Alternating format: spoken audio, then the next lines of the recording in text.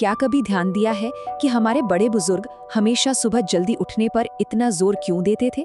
स्वागत है इस खास विश्लेषण में, जहां हम सनातन धर्म के एक ऐसे गहरे रहस्य को डिकोड करने वाले हैं। एक ऐसा सीक्रेट जिसके बारे में सुना तो सबने है, लेकिन इसका असली लॉजिक बहुत कम लोग जानते हैं। आज की इस भागदौड़ वाली जिंदगी में तो ये और भी ज्यादा जरूरी हो गया है। तो चलिए बिना किसी देरी के इस रहस्यमयी और ऊर्जा से भरे टॉपिक की गहराई में उतरते हैं। अब सबसे बड़ा सवाल, आखिर सुबह 3:40 से 4 बजे के बीच ऐसा क्या खास होता है? सनातन परंपरा इस छोटे से टाइम विंडो को इतना दिव्य, इतना पावरफुल क्यों मानती है? मतलब क्या सच में घड़ी का कांटा किसी इंसान के सोचने का तरीका और उसकी जिंदगी का पूरा डायरेक्शन बदल सकता है? ये कोई आज का सवाल नहीं है, बल्कि सदियों से बड़े बड़े विचारकों और साधकों के मन में ये सवाल रहा है। देखिए, जिसे हम ब्रह्म मुहूर्त कहते हैं, वो सिर्फ अलार्म सेट करने का कोई टाइम नहीं है।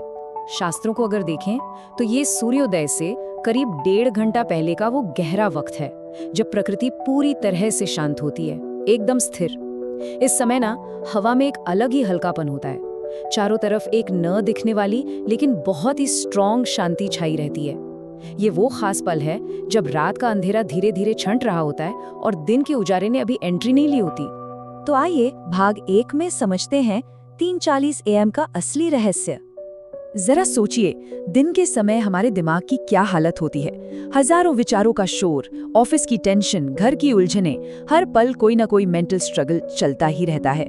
लेकिन इसके बिल्कुल उलट, ब्रह्म मुहूर्त के समय हमारा मन एकदम निर्मल और शांत होता है। पुराने ऋषि मुनि हमेशा एक बात कहते थे, जब तक दिमाग का ये भारी शोर कम नहीं होगा, तब तक इंसान अपने अंदर की सच्ची आवाज नहीं सुन सकता। दिन की भागदौड़ में जो आवाज कहीं दब जाती है ना, वो सुबह की इस गहरी शांति में बिल्कुल साफ सुनाई देती है। अब आते हैं भाग 2 पर। महादेव और ब्रह्म मुहूर्त का क्या कनेक्शन है? हम सब जानते हैं कि महादेव केवल एक देवता नहीं है, वो साक्षात ध्यान, पूर्ण मौन, तपस्या और हमारे अंदर के जागरण के प्रतीक हैं। भगवान शिव को योग का आदि गुरु यानी आदि योगी कहा जाता है। एक साधक सुबह के इस एकदम शांत पहर में जिन भी गुणों को अपने अंदर जगाने की कोशिश करता है, चाहे वो गहरा ध्यान हो या फिर दिमाग का पूरा शांत हो जाना, महादेव उसी ब्रह्मांडीय ऊर्जा के साक्षात स्वरूप हैं। एक बहुत ही गहरी लाइन है, जब संसार सो रहा होता है तब साधक जागता है।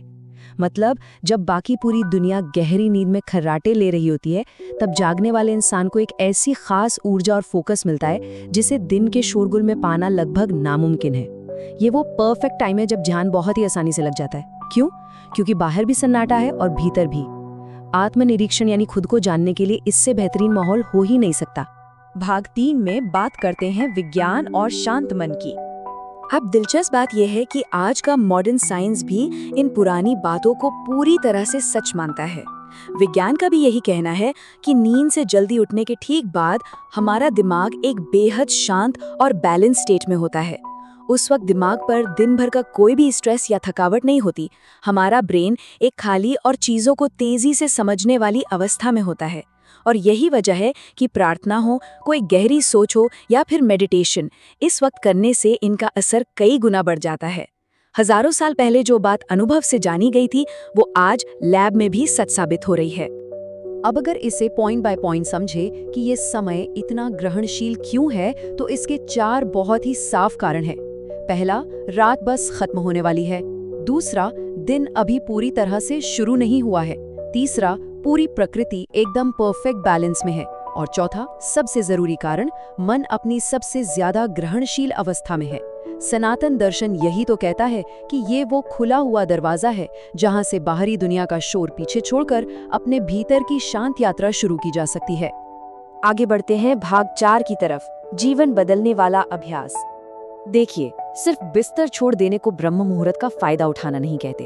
अगर सुबह 4:30 पर उठते ही सबसे पहला काम मोबाइल फोन चेक करना है, तो सच मानिए उस पवित्र समय का सारा फायदा उसी सेकंड खत्म हो जाता है। असली पावर सिर्फ जागने में नहीं है, बल्कि इस बात में है कि जागने के बाद उस कीमती वक्त का इस्तेमाल कैसे हो रहा है। मोबाइल की तेज लाइट और दुनिया भर की रैंडम इंफॉर्मेशन उस शांत दिमाग में तुरंत फालतू का शोर भर देती है। तो इस भटकाव से बचने का उपाय क्या है? इसके लिए 3 स्टेप्स का एक बहुत ही सिंपल ब्लूप्रिंट है। स्टेप 1, उठने के बाद कम से कम 10 मिनट के लिए बिल्कुल चुपचाप बैठना। स्टेप 2, बहुत ही गहरी और रिलैक्स्ड सांसें लेना ताकि दिमाग पूरी तरह से फोकस हो सके। और स्टेप 3, या तो शांति से ओम नमः शिवाय का जप करना या फिर पूरे फोकस के साथ अपनी लाइफ के गोल्स के बारे में सोचना। यकीन मानिए, जब दिमाग खाली होता है ना, तो ये पॉजिटिव विचार बहुत गहराई तक असर करते हैं। अब आते हैं आखिरी हिस्से पर, भाग 5, असली परिवर्तन का मार्ग। 21 दिन, 21 डेज। देखिए, अगर कोई सिर्फ एक दिन जल्दी उठता है तो शायद कुछ खास फील ना हो, लेकिन अगर लगातार 21 दिनों तक बिना किसी नागे के ब्रह्म मुहूर्त में उठने की आदत डाल ली जाए तो असली और बहुत गहरा बदलाव शुरू होता है। विचारों में एक गजब की क्लैरिटी आती है, फालतू का गुस्सा कम होने लगता है और डिसीजन मेकिंग पावर पहले से बहुत बेहतर हो जाती है। सीधी सी बात है, जब आदतें बदलती हैं तो लाइफ का ट्रैक भी अपने आप बदलने लगता है। तो फिर इस सफर की शुरुआत कैसे की जाए? चलिए 7 दिन की एक छोटी सी लेकिन बहुत ही पावरफुल चुनौती लेते हैं। जो भी इस प्राचीन रहस्य को खुद टेस्ट करना चाहता है, वो आने वाले 7 दिनों तक सुबह उठकर सिर्फ 10 मिनट शांत बैठने की कोशिश कर सकता है। किसी और की बात पर भरोसा करने की कोई जरूरत नहीं है। खुद का एक्सपीरियंस ही बता देगा कि माइंड में क्या कमाल के बदलाव आते हैं। ये कोई मैजिक ट्रिक नहीं है, ये बस इंसान को उसकी अपनी ही इनर स्ट्रेंथ से मिलाने का एक बहुत ही नेचुरल तरीका है। तो अब हम इस विश्लेषण के बिल्कुल आखिर में आ गए हैं। एक सवाल के साथ इसे खत्म करते हैं। क्या जिस जवाब की तलाश बाहर की जा रही है वो असल में भीतर ही है?